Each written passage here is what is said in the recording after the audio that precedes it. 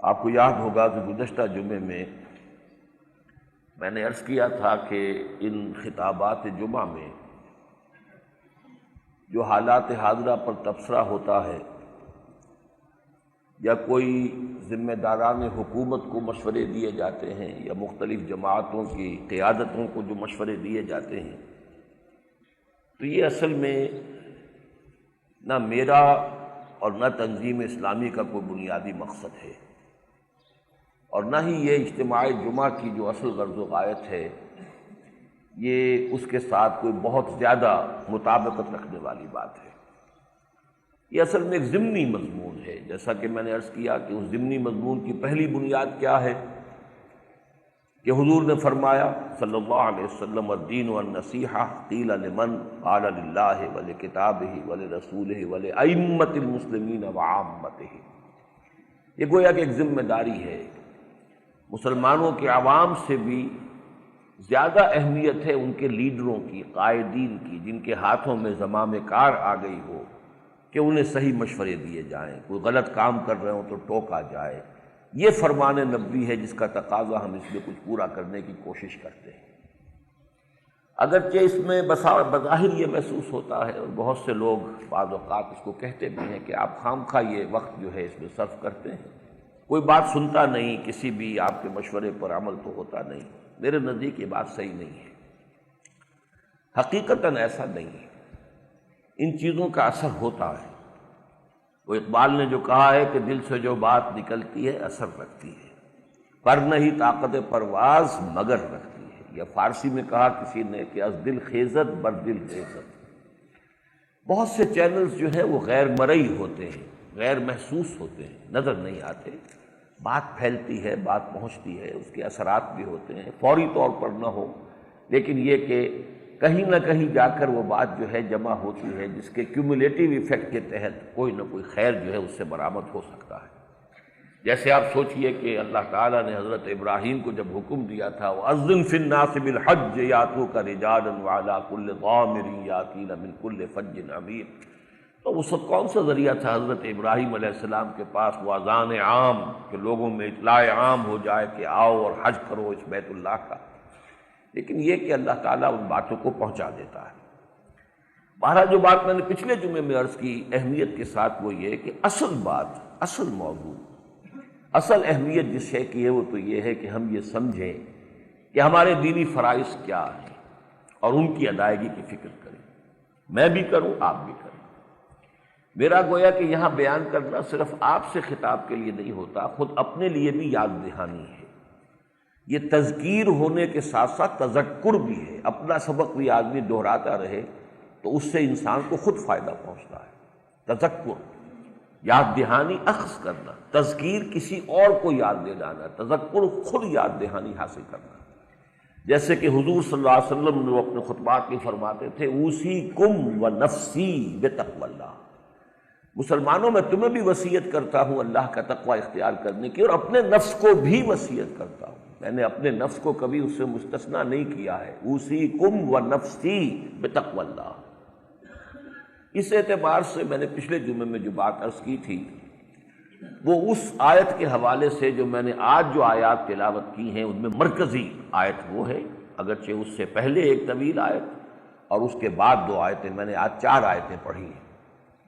وہ مرکزی آیت کیا تھی جس پر کہ مفصل گفتگو ہو چکی ہے؟ یا ایھا الذین آمنوا آمنوا باللہ ورسولہ والکتاب الذی نزل علی رسولہ والکتاب الذی انزل من قبل۔ یہ پکار ہے اہل ایمان سے، ان کو پکارا جا رہا ہے، ان کو دعوت دی جا رہی ہے، ایمان کے دعوے دارو ایمان لاؤ جیسا کہ ایمان لانے کا حق ہے۔ گویا کہ ہم میں سے ہر شخص کو سب سے پہلے یہ سوچنا چاہیے اور یہ جائزہ لینا چاہیے، اپنے گریبانوں میں جھانک کر اپنے دل کی گہرائیوں کے اندر ذرا اتر کر دیکھیں کہ وہ یقین والا ایمان ہے یا نہیں ہے۔ ایسا تو نہیں کہ صرف موروثی عقیدہ تو ہے، ٹھیک ہے، ہم نے اپنے والدین سے جو باتیں سیکھ لی ہیں، جیسے کسی ہندو کے گھر میں پیدا ہو گیا وہ ہندو ہے، چاہے اس نے کبھی سوچا نہ ہو کہ یہ کیا چیز ہے، کیا مذہب ہے، اس کی کوئی حقیقت ہے یا نہیں ہے، لیکن ہندو ہے۔ ایسے ہی ہماری عظیم اکثریت جو ہے مسلمانوں کے ہاں پیدا ہونے کی بنا پر مسلمان ہے، لیکن یہ کہ ہم میں سے اکثر کا حال یہی ہوگا کہ اگر جھانکیں ذرا اندر دیکھیں تو یقین وہ ہے، اگر نہیں ہے تو پہلی ذمہ داری ہے یہ کہ باقی ساری جو بھی عمارت دین کی اٹھے گی وہ اس بنیاد پر اٹھے گی۔ اگر یہ عمارت بنیادی موجود نہیں ہے تو ہوا میں تعمیر کیسے ہو جائے گی؟ پھر تو یہ سارے واعظ جو ہیں وہ بھی ہوا میں تحلیل ہو جائیں گے، ساری دلیلیں ہوا میں تحلیل ہو جائیں گی، سب کچھ جو ہے بیکار ہوگا، لا حاصل ہوگا، جب تک کہ یہ بنیاد موجود نہ ہو۔ بہرحال میں نے چند باتیں پچھلی مرتبہ عرض کی تھی، اب سب کو نہیں دہرانی ہے۔ یہ ایمان کہاں سے ملتا ہے؟ ایمان عمل سے بھی ملتا ہے، ایمان صاحب ایمان کی قربت اور صحبت سے بھی ملتا ہے، لیکن ایمان حقیقی کا سب سے بڑا سرچشمہ اور منبع جو ہے وہ قرآن حکیم ہے۔ اس کے ذریعے سے یہ جو منور کرنا ہے اپنے سینے کو یقین والے ایمان سے، تو اس کے لیے اصل جو سورس ہے وہ قرآن حکیم ہے۔ پھر میں نے عرض کیا تھا کہ یہ ایمان یقین والا اگر پیدا ہو جائے تو اس کا نتیجہ کیا نکلتا ہے؟ ایک لفظ میں اس کو بیان کیا جائے تو وہ کشاکش، تصادم، جہاد۔ جہاد کے معنی کشاکش کے ہی ہے۔ جوہد، جب جوہد سے ٹکرائے، ایک کوشش آپ کی ہے، ایک کوشش کوئی اور کر رہا ہے، آپ کا مقابلہ ہو رہا ہے۔ اس دنیا میں ہر جگہ آپ کو یہ جہاد نظر آئے گا۔ آپ نے وہ اصطلاح سنی ہوگی، اسٹرگل فار ایگزسٹنس۔ وجود کے لیے حیوانات کے مابین کشاکش جاری رہتی ہے۔ جو بھی ذرائع ہیں بقا کے، جو بھی غذا کے ذخیرے ہیں، ان کے لیے وہ جھپٹتے ہیں اور وہ چاہتے ہیں کہ مجھے حاصل ہو جائے۔ تو یہ جوہد للبقاء اس کو کہیں، اسٹرگل فار ایگزسٹنس کہیں، یہ تو ہے، کائنات کے اندر ہے۔ تمام جو بھی جن میں زندگی موجود ہے ان تمام میں آپ کو یہ جوہد اور جہاد ملے گا۔ لیکن جہاد ایک ہے اپنی بقا کے لیے، حیات کے لیے، ایک جہاد ہے کسی عظیم مقصد کے لیے، کسی اعلیٰ نصب العین کے لیے۔ تو زمین و آسمان کا فرق ہو جائے گا۔ ایک جہاد میں تو سب لگے ہوئے ہیں، لیکن ایک ہوتا ہے وہ جہاد جو انسان شعوری طور پر کسی شے کو اختیار کرتا ہے اور پھر اس کے لیے اس کو غالب کرنے کے لیے کسی نے، فرض کیجئے چاہے وہ مغالطے میں تھا، اسے محسوس ہوا کہ کمیونزم بہترین نظام ہے، عادلانہ نظام ہے، یہی انسانوں کے اندر ان کے مابین جو ظلم ہے، استحصال ہے، اس کو ختم کرنے کا صحیح ذریعہ۔ اب جس شخص نے اس کو قبول کر لیا، وہ کمیونزم کے نظام کو قائم کرنے کے لیے تن من دھن اس نے لگا، یہ جہاد ہے اس کا۔ ایک نظریے کے لیے جہاد ہے، جانیں دی ہیں لوگوں نے، سینکڑوں لوگوں نے جانیں دی ہیں، کتنے لوگ پھانسیوں پر چڑھے تھے، کتنے لوگوں نے زار کی فوجوں کے سامنے کھڑے ہو کر جو ہے فائرنگ سکواڈز کے سامنے اپنے سینے جو ہیں وہ چھلنی کروائے، تب جا کر انقلاب آیا تھا نا۔ یہ دوسری بات ہے کہ مغالطے میں تھے، وہ ان کا نظام جو ہے وہ بھی کوئی ان کے امراض کا وہ مداوا نہیں تھا، علاج نہیں تھا، ثابت ہو گیا کہ نہیں تھا۔ لیکن یہ کہ جس نے یہ سمجھا کہ یہی صحیح ہے، پھر اس نے اس کے لیے اپنی تن من دھن کی جتنی بھی ریسورسز تھی وہ لگا دی، وہ یقیناً بھی یہ ہے جس کا نام جہاد ہے۔ تو اگر ہم نے مان لیا اللہ ہے، آخرت ہے، رسالت ہے، قرآن حق ہے، جیسے کہ ایک دعا میں الفاظ آتے ہیں حضور کے، انت الحق ووعدک الحق وقولک حق ولقاؤک حق والجنت حق والنار حق والساعة حق ومحمد حق والنبیون حق والقرآن حق۔ یہ حضور کی جو تہجد کی دعائیں ہیں ان میں سے ایک دعا یہ بھی ہے۔ اب سوچئے کہ یہ چیزیں سب حق ہیں، ہم نے مان لیا ہے، تو اب جو کشاکش شروع ہوگی، تین اس کے میں نے مرحلے آپ کے سامنے پچھلی مرتبہ بیان کیے۔ پہلا مرحلہ تو خود اپنے اندر شروع ہو جائے گا، اندر دل میں روشنی آ گئی ہے ایمان کی اور یقین کی، لیکن نیچے نفس کے تقاضے بھی تو ہیں نا، ان النفس لامارۃ بالسوء،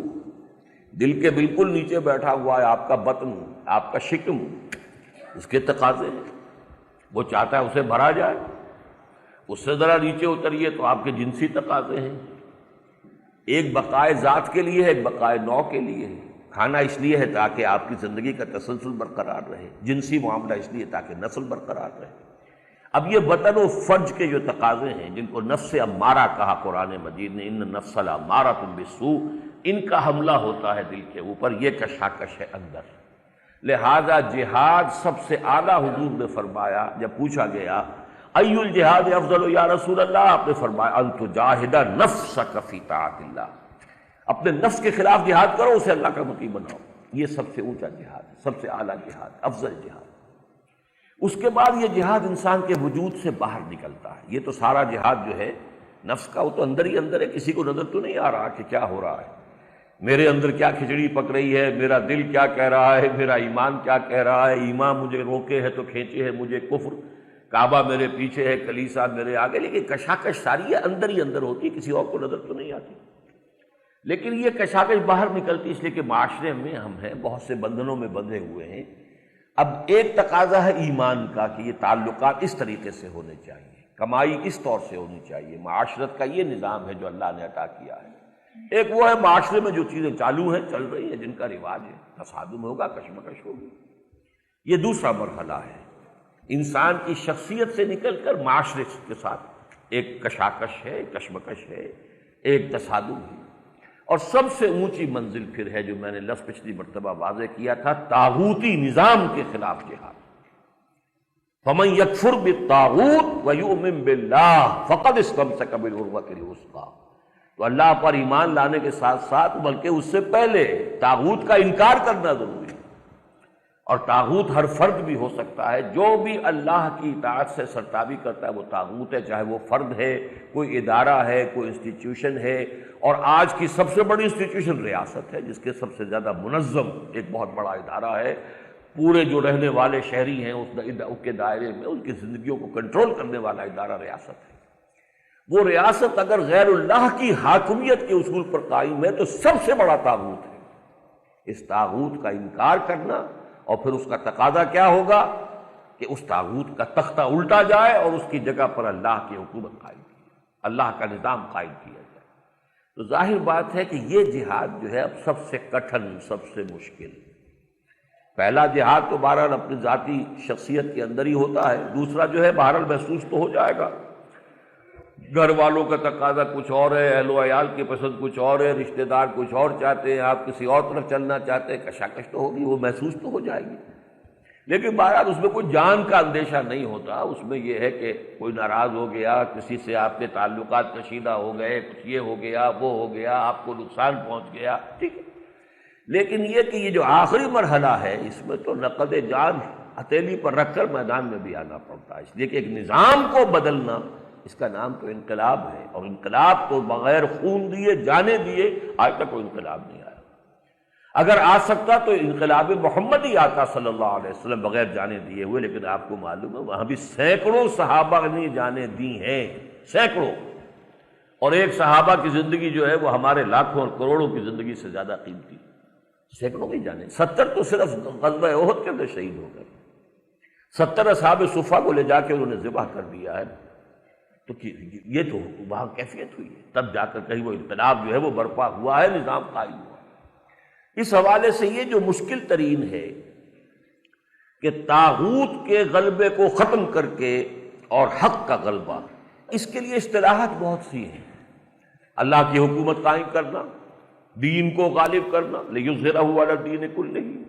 دین کو قائم کرنا، أَنْ أَقِیمُوا الدِّینَ، اصطلاحات مختلف ہوں گی، عباراتنا شتیٰ وحسنک واحد، مفہوم ایک ہی ہے،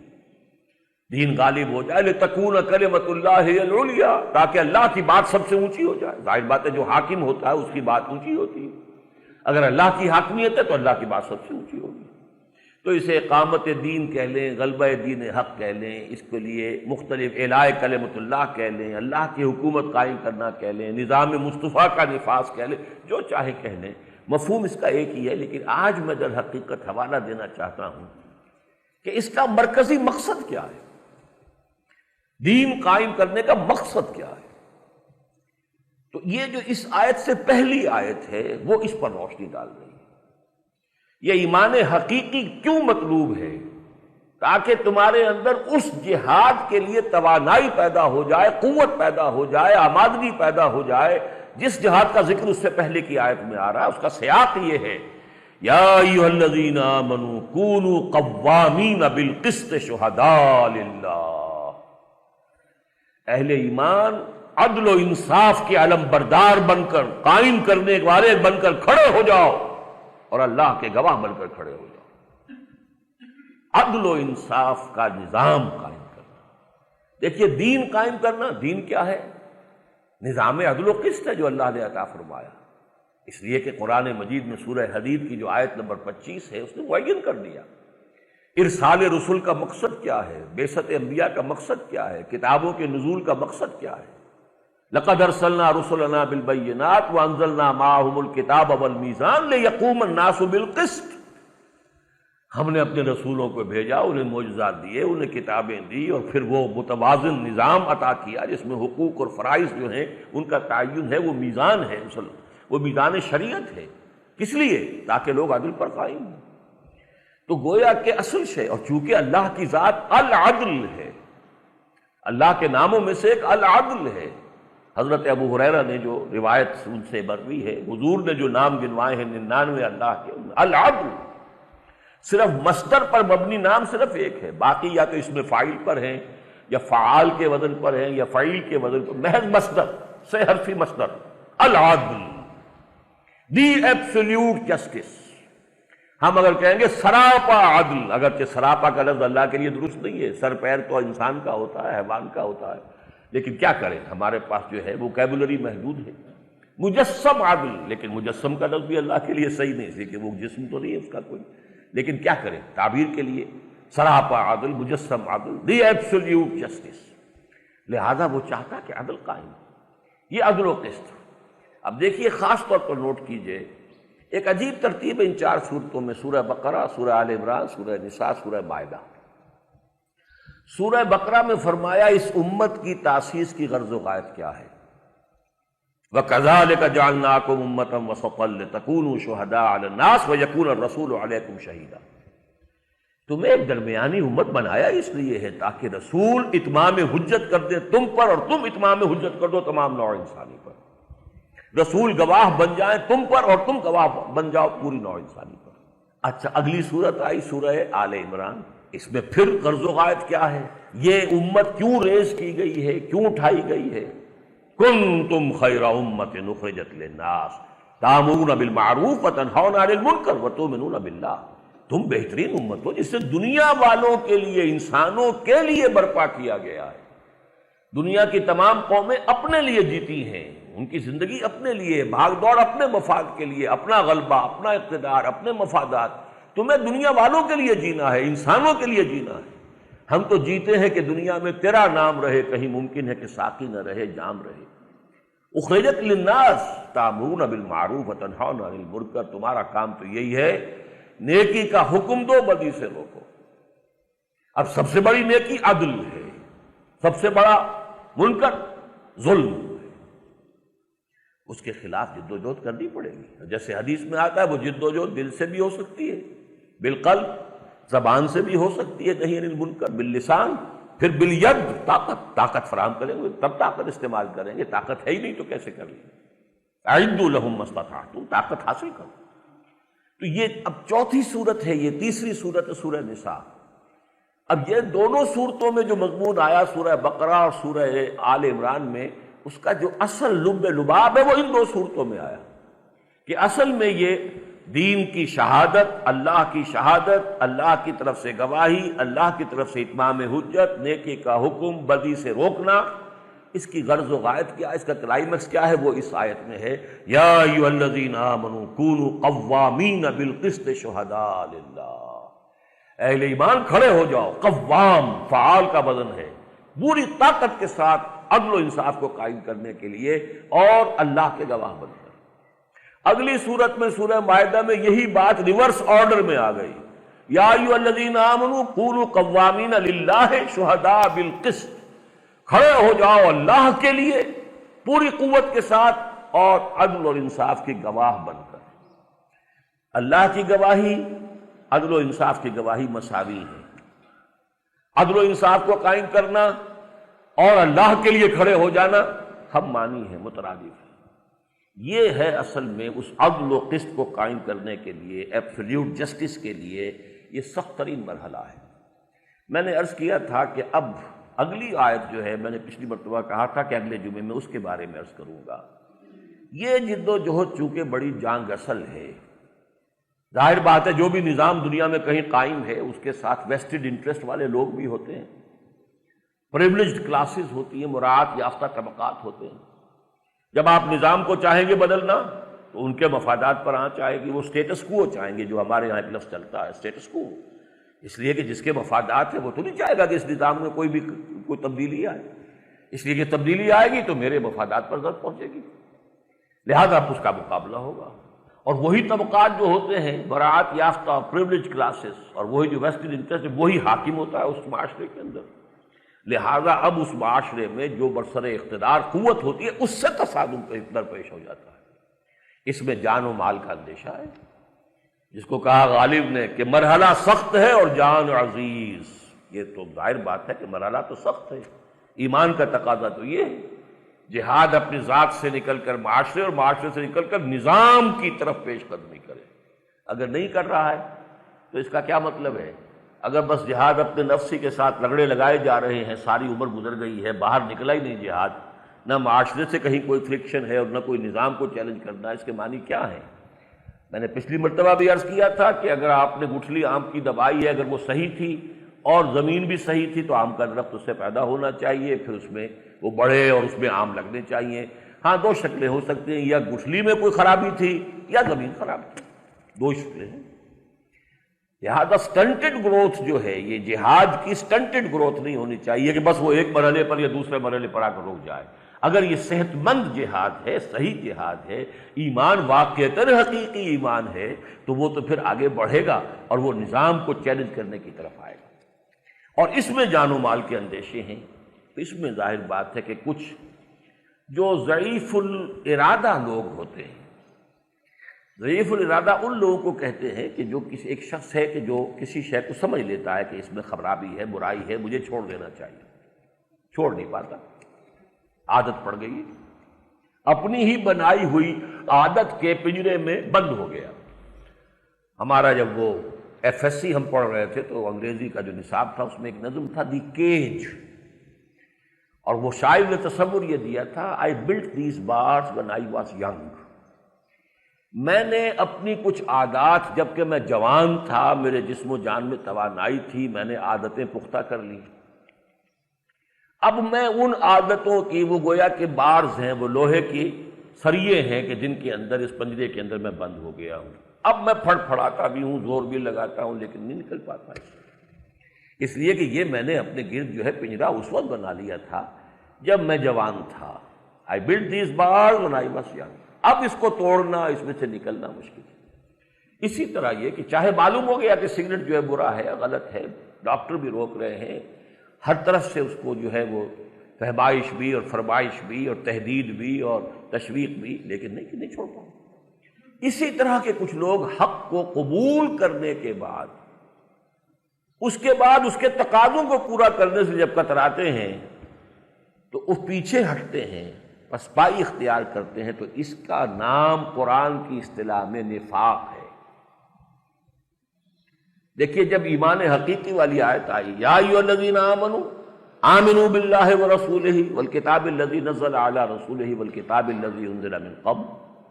اس کے بعد پہلا مرتبہ تو بیان کر دیا، ایسے لوگوں کا تذکرہ کر دیا جو خم ٹھونک کر آ گئے کہ ہم نہیں مانتے نہ اللہ کو، نہ رسول کو، نہ آخرت۔ چنانچہ فرمایا وَمَن يَكْفُرْ بِاللَّهِ وَمَلَائِكَتِهِ وَكُتُبِهِ وَرُسُلِهِ وَالْيَوْمِ الْآخِرِ فَقَدْ ضَلَّ ضَلَالًا بَعِيدًا،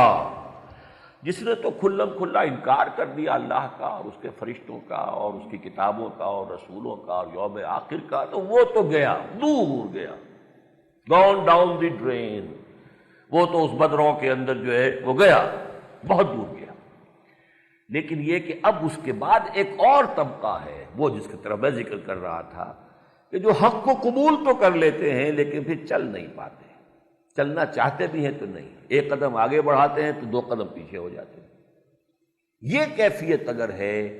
اس کو قرآن نفاق سے تعبیر کرتا ہے۔ اگر تفصیل میں جاؤں گا تو یہ ہے کہ اگر تو اس کیفیت میں مبتلا انسان اپنی کمزوری کو تسلیم کرتا رہے، اعتراف کرتا رہے اپنی کوتاہیوں کا، اور اس پر معذرت کرتا رہے، جو بھی نظم جماعت ہے، جو بھی معاشرہ ہے، اس کے جو بھی ذمہ دار لوگ ہیں، تو اس کو ہم ضعف ایمان کہیں گے، صرف اسے ہم نفاق نہیں کہیں گے۔ لیکن جب مرحلہ آ جائے کہ جھوٹے بہانے بنائے جائیں، جھوٹ بولا جائے، اپنی اس پسپائی کو اور اپنی اس کم ہمتی کو ریشنلائز کرنے کے لیے، اس کی جسٹیفیکیشن کے لیے، اس کا جواز فراہم کرنے کے لیے جھوٹے بہانے، اس سے اگلی سٹیج ہے جھوٹی قسمیں کھانی شروع کر دی۔ یہ جھوٹ اور جھوٹی قسم یہ اس نفاق کی یوں سمجھیے کہ بہت پختہ علامات ہیں۔ یہی وجہ قرآن مجید میں جہاں نفاق کا ذکر آیا ہے تو آپ نے دیکھا ہوگا کہ وہاں قسم اور ان کی قسموں کا ذکر آپ کو ضرور ملے گا۔ جیسے سورہ منافقون میں فرمایا اذا جاءک المنافقون قالوا نشهد انک لرسول اللہ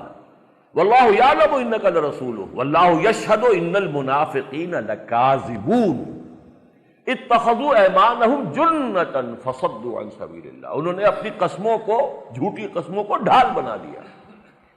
تو پہلی آیت میں ان کے لیے کذب اور دوسری میں جھوٹی قسمیں جن کو ڈھال بنا لیا، کوئی مواخذہ نہ ہونے پائے۔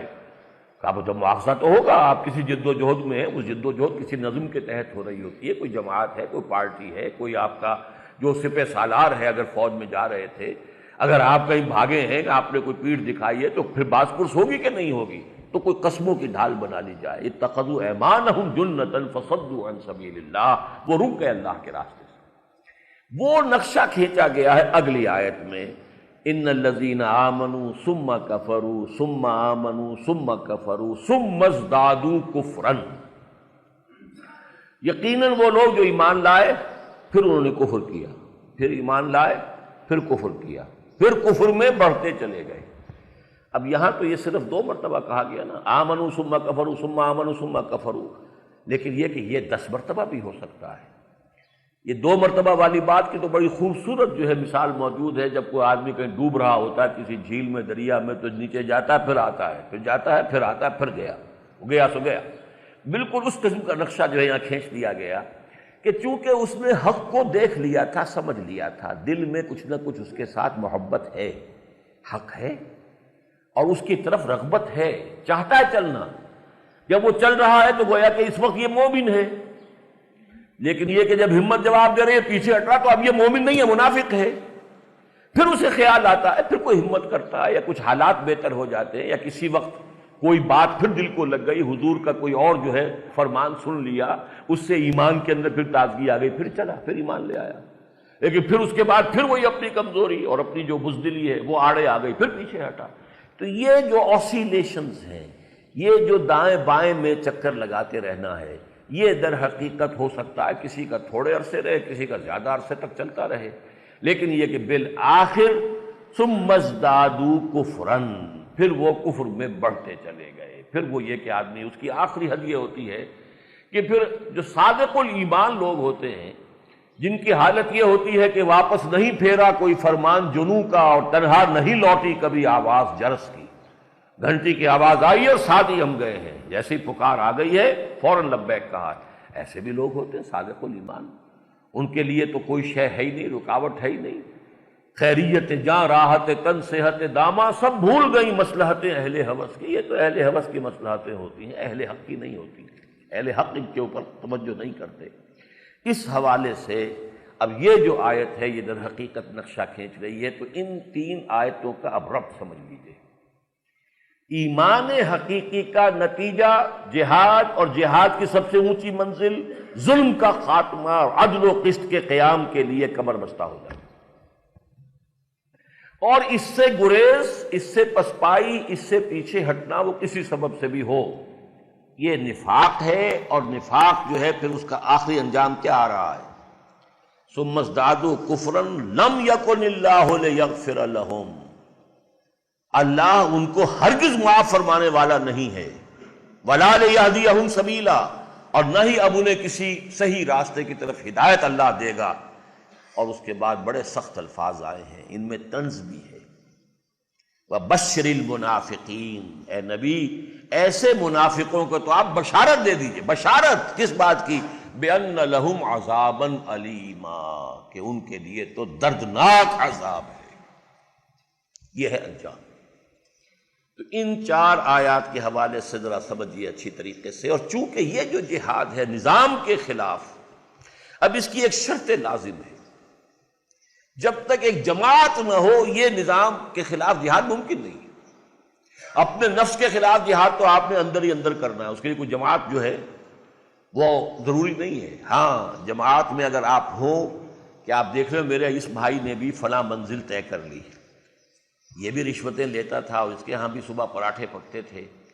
اب اس نے چھوڑ دی ہے، اب اس کے ہاں جو ہے روکھی سوکھی ہے، اس نے یہ اگر مرحلہ طے کر لیا تو میں بھی کر سکتا ہوں۔ آپ کو کونوا مع الصادقین،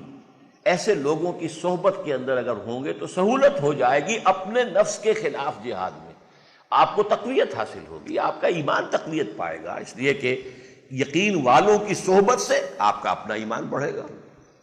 اس وقت میرے اس بھائی کے گھر میں بھی پردہ نہیں تھا، شرعی پردہ نہیں تھا، جو بھی آج کی معاشرت ہے وہی تھی، آخر اس نے بھی تو یہ مرحلہ طے کر لیا، اب شرعی پردہ نافذ کر دیا، ٹھیک ہے، ناراض ہو گئے، کوئی ناراض ہو گئے، کوئی برادری والوں نے فرض کیجئے مقاطعہ کر دیا، یہ برادریاں بھی یہیں رہ جائیں گی اور یہ سارے معاملات تو اسی دنیا میں رہ جانے ہیں، اصل زندگی تو آخرت کی زندگی ہے۔ لیکن یہ کہ اس نے کر لی ہے محنت تو میں بھی تو کر سکتا ہوں، تو مجھے بھی کرنی چاہیے۔ فلاں میرے بھائی نے بینک کی ملازمت چھوڑ دی، وہاں 15,000 روپے مل رہے تھے، اب وہ 5,000 روپے کی تنخواہ پر کسی جگہ کام کر رہا ہے، آخر اس نے ایک حرام شے کو چھوڑا ہے، تو میں بھی ہمت کروں۔ تو اس سے یہ کہ اس جہاد، نفس کے خلاف جہاد میں تقویت ملتی ہے۔ لیکن بہرحال اس میں فیصلہ کن بات تو آپ کی اپنی قوت ارادی ہے، آپ خود ہی اپنے نفس کے خلاف جنگ کر سکتے ہیں، میں آپ کے نفس کے خلاف نہیں کر سکتا، آپ میرے نفس کے خلاف نہیں کر سکتے۔ معاشرے کے اندر بھی اسی طریقے سے ہے کہ اگر آپ ایک کسی حلقے میں ہیں تو اس میں آپ کو سہولت حاصل ہو جاتی ہے، خربوزے کو دیکھ کر خربوزہ رنگ پکڑتا ہے۔ لیکن جہاں تک اس آخری مرحلے کا تعلق ہے، نظام کو بدلنا، طاغوتی نظام کو چیلنج کرنا، وہ ظاہر بات ہے کہ نہایت منظم جماعت کے بغیر ممکن نہیں۔ یہ ہے وہ چیز کہ جس کی طرف ہم نے پچھلے جمعے میں میں نے عرض کیا تھا کہ دعوت اور اقامت کے مابین ایک مرحلہ جماعت،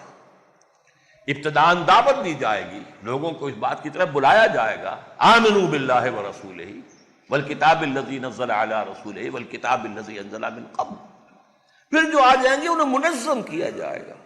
یہ منظم جماعت ہوگی کہ جو پھر باطل کو چیلنج کر سکے گی۔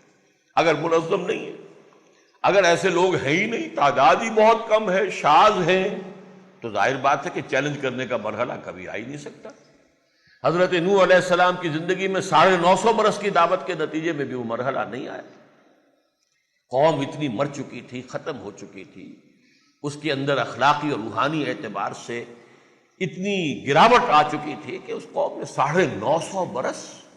اور زیادہ سے زیادہ تعداد جو بتائی جاتی ہے وہ 70-75 آدمیوں کی ہے، حالانکہ میرے نزدیک یہ تعداد بھی صحیح نہیں ہے، ان کے تینوں بیٹوں کے سوا اور ان کے گھر والوں کے سوا شاید کوئی اور 1-2 کمی کاری ان کے ساتھ جو ہوں خادمین، اور کوئی ایمان نہیں لایا۔ وما آمن معه الا قلیل، اسی لیے نسل آگے جو چلی ہے وہ صرف 3 بیٹوں سے چلی ہے، حضرت حام اور سام اور یافس۔ اس حوالے سے نوٹ کیجئے 950 برس اور 70-75 آدمی بھی آئے ہوں تو اس کا کیا مطلب ہوا کہ شاید 15 برس میں 1 آدمی آیا، ایوریج نکالیے۔ اس حوالے سے اگلا مرحلہ آئے گا ہی نہیں۔ لیکن یہ کہ اگر ریسپانس ملی، لوگ آگے بڑھے، انہوں نے دعوت کو قبول کیا، اب اگر یہ منتشر رہے، یہ ہجوم مومنی اگر ہے تو پھر اس سے کوئی کام نہیں ہو سکتا، اس کو ایک جماعت بننا ہے، حزب اللہ۔ یہی وجہ ہے کہ سورہ مائدہ میں لفظ حزب اللہ آ گیا، سورہ بقرہ اور سورہ آل عمران میں امت کا لفظ آیا ہے، کذالک جعلناکم امۃ وسطا لتکونوا شہداء علی الناس ویکون الرسول علیکم شہیدا۔ آل عمران میں پھر امت کا لفظ جو ہے آیا ہے، کنتم خیر امۃ اخرجت للناس۔ لیکن سورہ مائدہ میں آ کر یہ لفظ آ گیا حزب اللہ، اولئک حزب اللہ فإن حزب اللہ هم الغالبون۔ اور یہ سورہ مجادلہ میں پھر دوبارہ آیا اولئک حزب اللہ الا ان حزب اللہ هم المفلحون۔ تو حزب اللہ، یہ 2 ہی جگہ پر یہ لفظ آ گیا، جس طرح 2 جگہ امت کا لفظ آیا، 2 جگہ پر حزب کا لفظ آ گیا، حزب اللہ۔ یہ حزب اللہ ہے جس کے لیے وہ حدیث جو ہے بارہا آپ کو سنائی گئی۔ حضرت حارث اشعری فرماتے ہیں کہ حضور نے ارشاد فرمایا صلی اللہ علیہ وسلم، انی آمرکم بخمس، مسلمانوں میں تمہیں 5 باتوں کا حکم دے کر جا رہا ہوں، اللہ امرنی بہن، اور اللہ نے مجھے ان کا حکم دیا ہے، یہ نہ سمجھنا میں اپنی طرف سے کہہ رہا ہوں، حالانکہ حضور کا تو خود فرمانا بھی ہمارے لیے واجب الاذعان اور واجب الاطاعت ہے، وہ تو جو کچھ کہتے ہیں مستند ہے ان کا فرمایا ہوا، لیکن یہ ہے کہ آپ نے زور دینے کے لیے تاکید کے طور پر کہا دیکھو یہ میں اللہ کا حکم پہنچا رہا ہوں، انی آمرکم بخمس اللہ امرنی بہن بالجماعت والسمع والطاعت والہجرت والجہاد فی سبیل اللہ۔ ان کو دو حصوں میں تقسیم کر دیجئے، جماعت سم و طاعت والی یہ ہوگی تو ہجرت اور جہاد ہوں گے، اگر وہ جماعت سم و طاعت والی نہیں بنے گی تو ہجرت و جہاد کے مراحل کیسے ہو جائیں؟ یہ ہے وہ دعوت اور اقامت، دعوت دین، اقامت دین، ان کے درمیان جو مرحلہ ہے، جو لازمی، نیسیسری، انیویٹیبل لنک ہے ان دونوں کے درمیان، وہ ہے جماعت۔ انی آمرکم بخمس اللہ امرنی بہن بالجماعت والسمع والطاعت والہجرت والجہاد فی سبیل اللہ، رواہ الامام احمد والامام الترمذی رحمہم اللہ۔ دونوں نے، مسند احمد میں بھی ہے، جامع ترمذی میں بھی ہے، ان دونوں کے حوالے سے مشکات شریف میں یہ روایت موجود ہے۔ اور جیسے کہ یہ سم و طاعت والا لفظ جو ہے یہ پھر اس حدیث میں آیا ہے کہ جس میں حضور نے خود پھر جب وہ مرحلہ حزب اللہ کا آیا ہے تو جو بیعت لی ہے، پہلا مرحلہ تھا حضور پر ایمان لے آنا، بس ایمان لے آئے تو مومن ہو گئے، مسلم ہو گئے، یہ پہلا مرحلہ تھا۔ اس وقت بھی اطاعت تو فرض تھی، جو رسول کہیں گے وہ ماننا ہوگا، ہر مومن کے لیے واجب الاطاعت ہے، وما ارسلنا من رسول الا لیطاع باذن اللہ۔ لیکن جب مرحلہ آیا کہ اب اسے حزب بنانا ہے، پارٹی بنانا ہے اللہ کی، تو آپ نے بیعت لی اثر نو۔ حضرت عبادہ ابن صامت جو فرماتے ہیں رضی اللہ تعالی عنہ، بایعنا رسول اللہ صلی اللہ علیہ وسلم علی السمع والطاعت فی العسر والیسر والمنشط والمکرہ وعلی اثرۃ علینا وعلی لا ننازل امر اہلہ وعلی ان نقول بالحق اینما کنا لا نخاف فی اللہ لومۃ لائم، متفق علیہ۔ بخاری اور مسلم دونوں میں یہ روایت موجود ہے حضرت عبادہ ابن صامت سے۔ وہ فرماتے ہیں کہ ہم نے بیعت کی تھی اللہ کے رسول سے، کس بات کی؟ علی السمع والطاعت، سمع و طاعت، کہ آپ کا ہر حکم سنیں گے اور مانیں گے، اطاعت کریں گے، فی العسر، تنگی میں بھی، والیسر، اور آسانی میں بھی، والمنشط، اس میں بھی کہ ہماری طبیعتیں آمادہ ہوں، انشراح حاصل ہو ہمیں، والمکرہ، اور اس پر بھی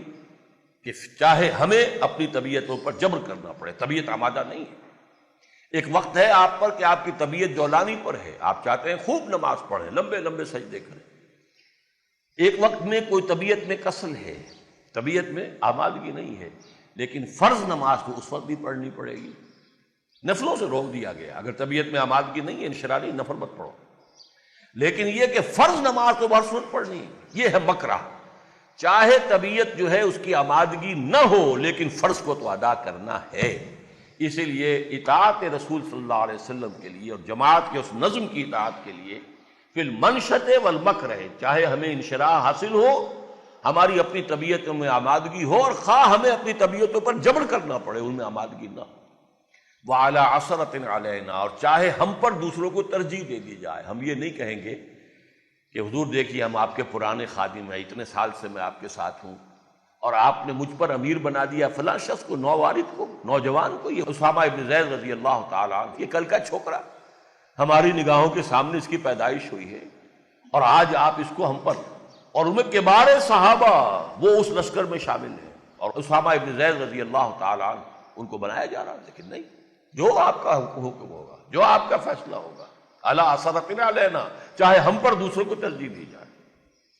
وعلی لا ننازل امر اہلہ، جنہیں آپ بنا دیں گے امیر، ذمہ دار بنا دیں گے، ان سے جھگڑیں گے نہیں، ان کی بات بھی سنیں گے، مانیں گے، اطاعت کریں گے، تعاون کریں گے۔ وہ جو ابھی میں نے شروع میں کہا تھا، نصح و خیر خواہی لأئمة المسلمین وعامتہم، تو جماعت کے اندر بھی جو ائمہ ہیں، جو امراء ہیں، ان کی بات ماننی ہوگی۔ اور پھر یہ کہ آخری درجے میں یہ ہے کہ وَعَلَىٰ أَن نَّقُولَ بِالْحَقِّ أَيْنَمَا كُنَّا لَا نَخَافُ فِي اللَّهِ لَوْمَةَ لَائِمٍ، البتہ جو ہماری رائے ہوگی، جسے ہم صحیح سمجھیں گے، وہ کہیں گے ضرور، چاہے کسی کو اچھی لگے، کسی کو بری لگے، اس وجہ سے کہ کوئی ملامت کرے گا یہ تم کیا کہہ رہے ہو، اپنی زبان کو تالا نہیں لگائیں گے، ہم بند نہیں کریں گے زبانیں، اپنی بات کہیں گے، لیکن مطلب کیا، بات کہہ کے پھر جو فیصلہ ہوگا اسے قبول کریں گے۔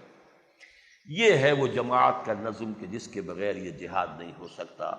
یہ میں نے پچھلے اور آج کے جمعے کی اس گفتگو کے حوالے سے ہمارے جو دینی فرائض ہیں ان کی ایک یاد دہانی، یہ مضامین جو ہے بہت مرتبہ ہمارے ہاں بیان ہوئے ہیں، ہماری تقاریر میں، خطبات میں، دروس قرآن میں، اس لیے بنیاد یہی ہے، اسی پر ساری تعمیر اٹھتی ہے، اور اسی کے حوالے سے ساری بات جو ہے وہ ضروری ہے۔ اس لیے میں نے یہ یاد دہانی کرائی ہے، اس لیے کہ قرآن مجید کی روح سے بھی یہ ذکر ہے، الذکر فاسعوا الی ذکر اللہ وذروا البیع۔ حدیث نبوی میں بھی آتا ہے، ایک حدیث میں نقشہ کھینچا گیا ہے کہ جب امام اپنا خطبہ ختم کر لیتا ہے تو جو فرشتے جو دروازوں پر بیٹھے ہوئے مسجد کے اپنے رجسٹروں میں اندراج کر رہے ہوتے ہیں، تو جب وہ شروع کر دیتا ہے اپنی گفتگو